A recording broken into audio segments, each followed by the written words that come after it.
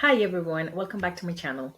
My name is Carla. If you are just starting out with understanding credit, or if you are just need a quick refresher, you are in the right place. Today we are diving in to Credit Basic 101, and we will cover credit report, what you will find in it, what exactly FICO means, and much more. So let's get started and dive in. A credit report, it sounds daunting, right?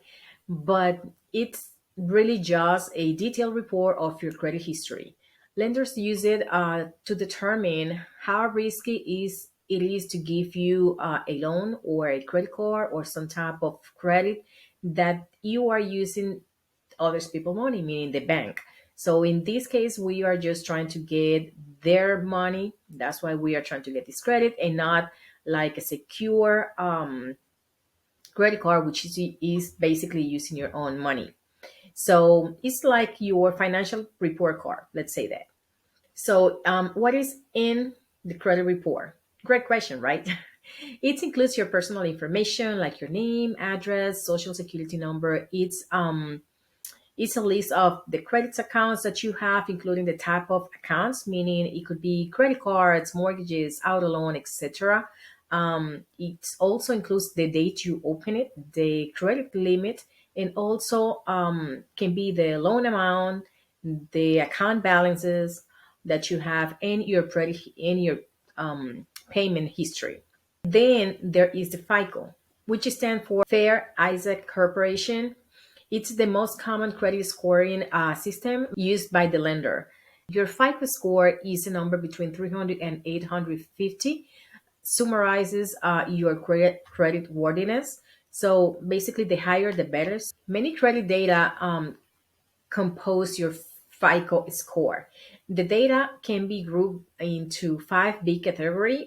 The first one is payment history, which is 35% of the FICO score. So in this is basically the account payments information on a specific type of accounts like credit cards, retails account, installment loans, finance companies accounts, mortgages, etc., etc., etc. This is basically what we they are evaluating here is basically is if you pay on time everything that if you are late or all of those. When a company report that you pay late or you have a late payment or something like that, well, that's start hurting that 35% of your credit, your FICO score. Then the next one is gonna be amounts owed. Basically, this is 30% of the FICO score, how it's calculated, and it's the amount that you owe on your accounts. So, for example, if you have a credit card that just to put a simple example here, in the limit is 100. At the time that the statement close, we want you to have in that account $30 or less. If you want to go one example a little bit higher, let's say that your limit is 1,000. Well, we want you can use that $1,000 all the time that you want. Just use it, repay it, use it, repay when the statement closing date is coming. Try to get that balance paid and just leave maybe 30% or below. I would say that a good number is 10%. So basically, just pay that amount down and just leave 10% of whatever it is your limit. So in this case, it's going to be $100 or $300. Like I said, 30% it's okay, but less than that is much better.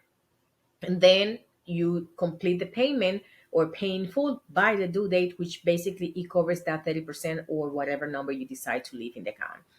And that's the second one. So the next one is the length of the credit history. And this one is a 15% of the FICO score, or how is calculated the FICO score.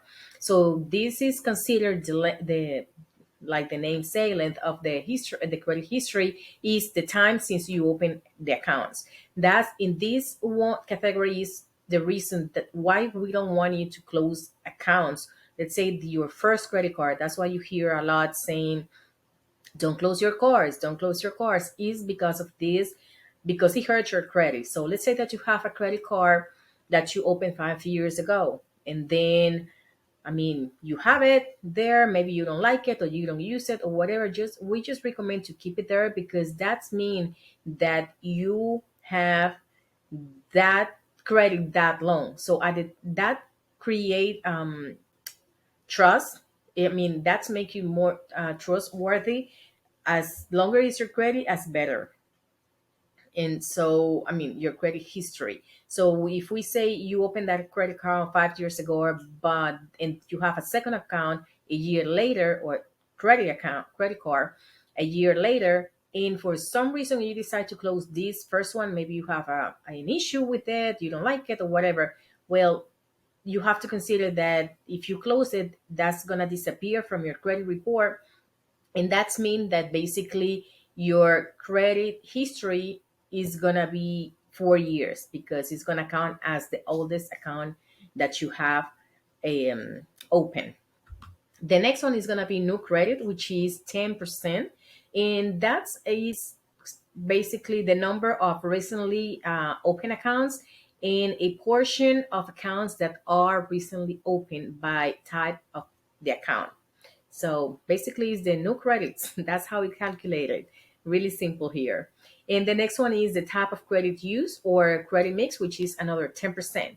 So basically, is the number of presence of virus or different type of accounts like credit cards, retails account, installment loans, mortgages, consumer finance account. What they want to do, or what these FICO companies, what in order to calculate this score, they want to see variety in your credit report. So they just don't want to see a, let's say, two or three credit cards. They want to see a variety. They want to see that you have a mortgage, that you have an auto loan, that you have some installment loans too, in other stuff, not just revolving account, which is credit cards. What is not considered in FICO score?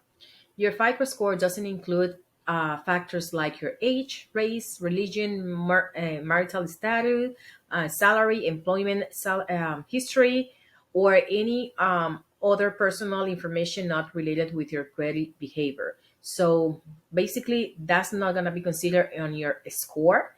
It is on your credit report, some of this information. However, not is not going to consider in the score per se.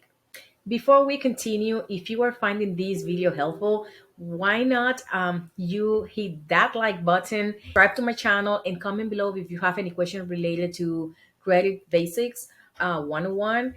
We would love to hear from you. And don't forget to join my free VIP group, which I'm hosting in a school platform.